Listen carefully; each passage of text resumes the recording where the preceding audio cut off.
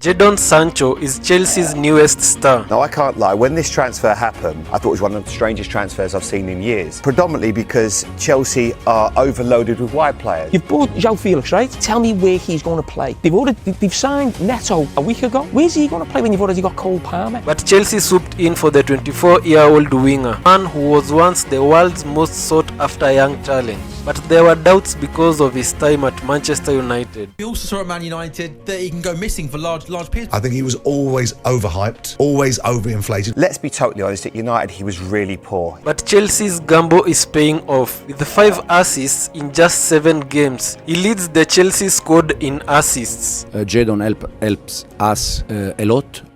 Sancho's signing is a classic low-risk, high-reward deal. Chelsea brought him on loan with an obligation to buy for just 25 million. A bargain when you consider Manchester United paid 85 million for him. Not long ago, Sancho was valued at over 100 million, making this transfer feel like a steal. Maresca, however, didn't just gamble on talent. Because, as I said, I know Jadon very good because I watched him many times in the past and I know what he can give us. I think it's the manager really.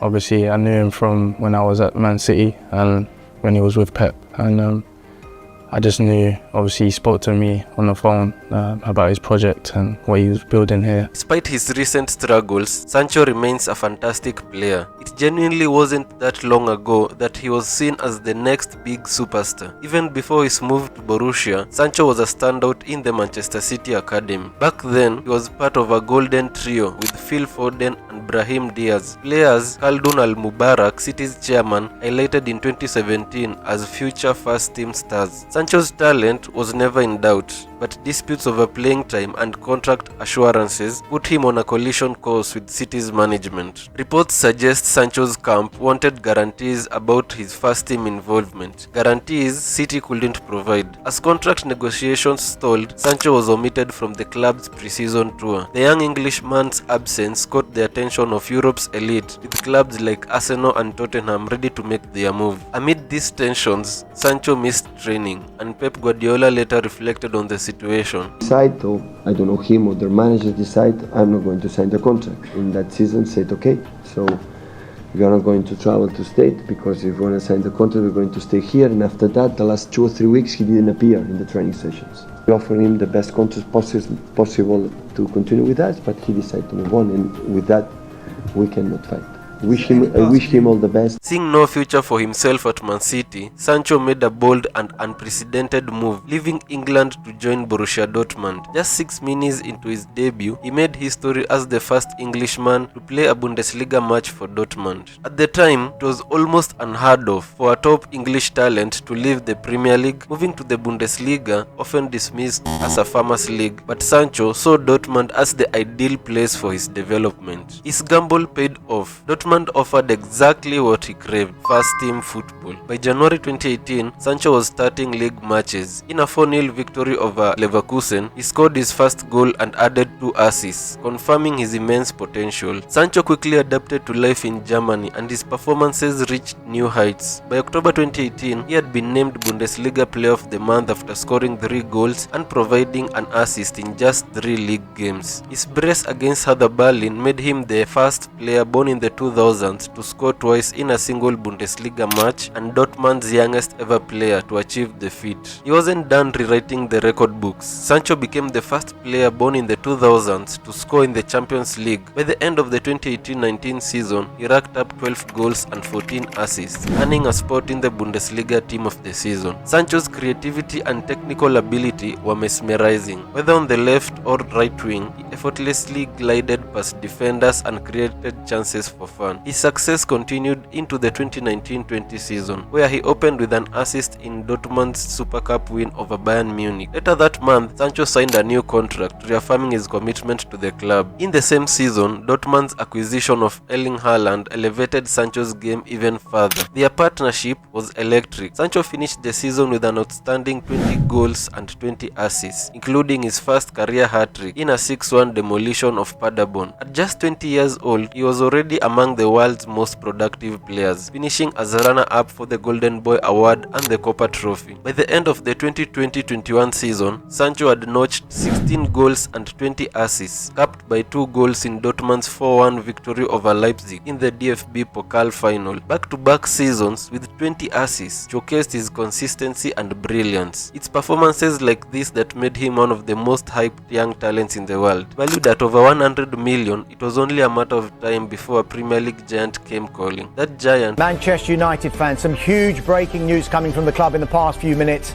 and they have confirmed the signing, finally, of Jadon Sancho from Borussia Dortmund. United desperately needed a winger, and who better than the man-dazzling defenders in Germany? Alongside Varane and Ronaldo, Sancho was signed to help return Manchester United to glory. At first, it seemed promising. Sancho scored his first goal for the club against Villarreal, securing a spot in the Champions League knockout stages. Just 5 days later, he netted his first Premier League goal against Chelsea. But that's where the hype train came to a stop. Sancho ended the season with just 5 goals and 3 assists in 38 matches, a massive decline from his Dortmund days. Despite the disappointing numbers, United fans were surprisingly patient. He was still young, adjusting to the Premier League, and back in England for the first time since leaving as a teenager. The following season brought fleeting moments of brilliance, like his goal against Liverpool, but those moments became increasingly rare. His performances worsened and troubling reports emerged. Sancho wasn't just battling physical issues, he was facing a mental struggle as well. Now, Erik ten Hag has revealed Jadon Sancho is not physically or mentally ready to play for Manchester United. During the World Cup, while the rest of the squad trained in Spain, Sancho worked alone in the Netherlands, Ten Hag benching him more frequently, stating that his fitness and readiness were lacking. From November to January, Sancho missed a significant number of matches. When he returned, it was clear he was a shadow of the player who had dazzled at Dortmund. The next season was no better. Issues escalated when Sancho was left out of the squad for United's match against Arsenal on September 3rd, 2023. Jadon, performance on the training, we didn't select him. You have to reach a level every day on Manchester United, and we can make choices in the front line. So for this game, he wasn't selected.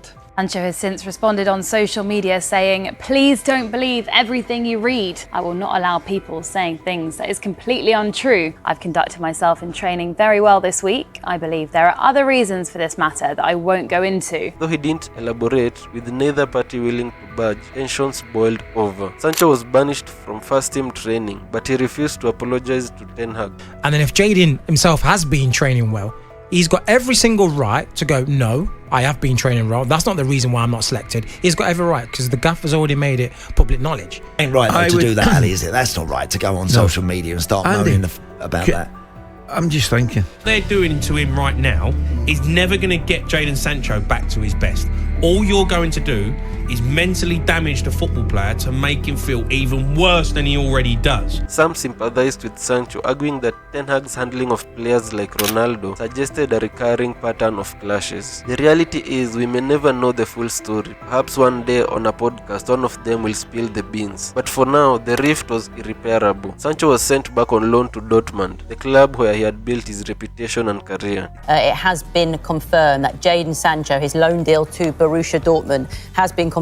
No option to buy. For Manchester United, this move was anything but a victory. Sancho immediately hit the ground running at his former club. In his first game back, he unleashed man in Bundesliga history. Just 4 days later, he scored against PSV in the Champions League, sending Dortmund into the quarter-finals. After battling depression and intense period of criticism, Sancho was smiling on the pitch again. Like I said all week, ever since I've come back, I felt like home. Sancho then overtook Woodcock as the highest scoring Englishman in Bundesliga history with a goal against Leipzig. Unfortunately for him, the record didn't last long. Harry Kane's unbelievable form saw him snatch it away in no time. Still, the old Sancho was back. The dribbler, the creator, the entertainer. Watching him felt like a time machine to the young star who had lit up Bundesliga just a few years ago. His performances, especially in the Champions League, were jaw-dropping. I mean, you look at that performance he pulled off in the Champions League semi-finals against PSG. I mean, 35 ball carries, 12 successful dribbles. I think that's the most by any English player ever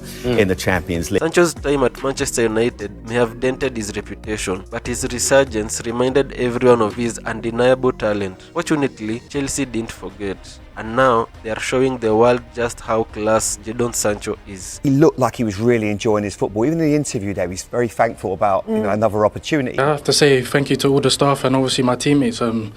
The first day I came in, they made me feel welcome, and I'm just thankful for them for making me feel this comfortable. It's been a while since Chelsea had a left winger capable of creating true moments of magic. Eden Hazard was the last one to do it consistently, but now Sancho is reigniting that spark. 5 assists in his first 7 games says it all. At the heart of Sancho's game is creativity. People forget how hard it is to notch 20 assists in a season, let alone do it twice back to back as he did at Dortmund. And now at Chelsea, he's surrounded by quality players like Cole Palmer, Pedro Neto and Nicolas Jackson. This means Sancho isn't required to carry the team on his own. Instead, he can focus on what he does best, creating chances. This environment is exactly what Sancho needed. A team with better players and a tactically astute manager like Enzo Maresca. It's a recipe for success. Maresca's belief in Sancho has been transformative. I have the feeling that Jadon is a guy that he needs love. This is what I think. This Chelsea team is head and shoulders above the Manchester United side Sancho left behind.